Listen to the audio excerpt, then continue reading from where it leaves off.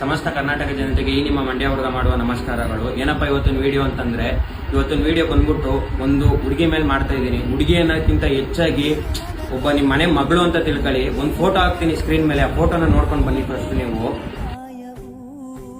ಎಲ್ಲ ನೋಡಿದ್ರ? ಈ ಹುಡುಗಿ ಇನ್ನೊಂದು ಫೋಟೋ ಹಾಕ್ತೀನಿ, ಈ ಫೋಟೋ ನೋಡಿ.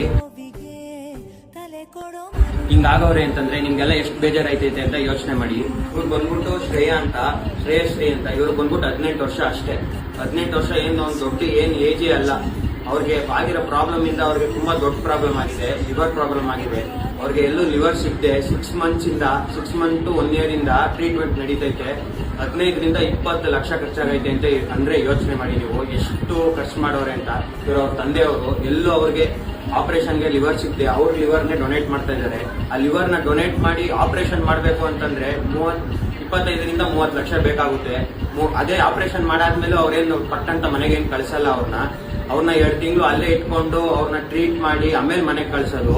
ನೀವು ಎಷ್ಟು ಸಾಧ್ಯನೋ ಅಷ್ಟು ಈ ವಿಡಿಯೋನ ಶೇರ್ ಮಾಡಿ. ನನಗೆ ಲೈಕ್ ಬೇಕಾಗಿಲ್ಲ, ಫಾಲೋವರ್ಸ್ ಬೇಕಾಗಿಲ್ಲ, ಮತ್ತೆ ಪಬ್ಲಿಸಿಟಿ ಏನ್ ಬೇಕಾಗಿಲ್ಲ. ಜಸ್ಟ್ ಈ ವಿಡಿಯೋನ ಶೇರ್ ಮಾಡಿ. ನಿಮ್ ಕೈಲಿ ಆದಷ್ಟು ಎಷ್ಟಾಗುತ್ತೋ ಅಷ್ಟು ಶೇರ್ ಮಾಡಿ. ನೀವು ಶೇರ್ ಮಾಡಿ 1 ರೂಪಾಯಿ ಡೊನೇಟ್ ಮಾಡಿ ಸಾಕು. ನೀವು ಕೊಡೋ 1 ರೂಪಾಯಿಂದ ಒಂದು ಹುಡುಗಿ ಲೈಫ್ ಉಳಿಯುತ್ತೆ ಅಂತಂದ್ರೆ ನೀವೇ ಯೋಚನೆ ಮಾಡಿ ಎಷ್ಟು ಕಷ್ಟಪಡ್ತವ್ರೆ ಅಂತ. ಈಗ ಒಬ್ಬರಪ್ಪ ಅವ್ರ ಲಿವರ್ನ ಡೊನೇಟ್ ಮಾಡ್ತವ್ರೆ ಅಂತಂದ್ರೆ ಮನೆಗೆ ಮೇನ್ ಪಿಲ್ಲರೇ ಅವರಪ್ಪ. ಈಗ ಅವ್ರ ಅಪ್ಪನಿಂದಾನೇ ಮನೆ ನಡೀತಿದ್ದು. ಅವ್ರ ಅಪ್ಪನೇ ಲಿವರ್ ಡೊನೇಟ್ ಮಾಡಿ ಒಂದು ಸೈಡಲ್ಲಿ ಅವರೇ ಅಂತಂದ್ರೆ ಈಗ ಯೋಚನೆ ಮಾಡಿ ಅವ್ರ ಮನೆಗೆ ಎಷ್ಟು ಕಷ್ಟ ಐತೆ ಅಂತ. ಅದರಿಂದ ಪ್ಲೀಸ್ ಈ ವಿಡಿಯೋನ ಶೇರ್ ಮಾಡಿ, ಮತ್ತೆ ಎಲ್ಲರೂ ಡೊನೇಟ್ ಮಾಡಿ ಅಂತ ನಿಮ್ಮನ್ನ ಕೈ ಮುಗಿದು ಕೇಳ್ಕೊತಾ ಇದ್ದೀನಿ. ಕೆಲವೊಬ್ರು ಈ ವಿಡಿಯೋನ ಫೇಕು ಏನೋ ದುಡ್ಡು ಸ್ಕ್ಯಾಮ್ ಮಾಡೋಕ್ಕೋಸ್ಕರ ಈ ವಿಡಿಯೋ ಮಾಡ್ತವ್ರೆ ಅಂತ ಯೋಚನೆ ಮಾಡ್ತಾ ಇದ್ರೆ ನೀವು, ನಾನು ನಿಮ್ಗೆ ಡಾಕ್ಯುಮೆಂಟ್ಸ್ ಹಾಕ್ತೀನಿ ಸ್ಕ್ರೀನ್ ಮೇಲೆ. ಆ ಡಾಕ್ಯುಮೆಂಟ್ಸ್ ನ ನೋಡ್ಬಿಟ್ಟು ಆಮೇಲೆ ನೀವು ಡೊನೇಟ್ ಮಾಡಿ. ನೀವು ಡೈರೆಕ್ಟ್ ಆಗಿ ಡೊನೇಟ್ ಮಾಡಕ್ ಹೋಗ್ಬೇಡಿ. ನಾನು ಕೆಲವೊಂದು ಡಾಕ್ಯುಮೆಂಟ್ಸ್ ಹಾಕ್ತೀನಿ ಕ್ಲಿಪ್ಪಿಂಗ್ ಅಲ್ಲಿ. ಎಲ್ಲ ಕ್ಲಿಪ್ಪಿಂಗ್ ನೋಡ್ಕೊಂಡು ಬಂದಾದ್ಮೇಲೆ ನೀವು ಡೊನೇಟ್ ಮಾಡಿ. ಹುಡುಗಿ ಸೆಕೆಂಡ್ PUC ಓದ್ತಾ ಇತ್ತು. ಸೆಕೆಂಡ್ PUC ಓದಿ ಎಕ್ಸಾಮ್ ಬರೆಯೋಕ್ಕಾಗಲಿಲ್ಲ. ಅವಳು ಅವ್ರ ಲೈಫ್ನೇ ಸ್ಪಾಯಿಲ್ ಮಾಡ್ಕೊಂಡಿದ್ದಾಳೆ.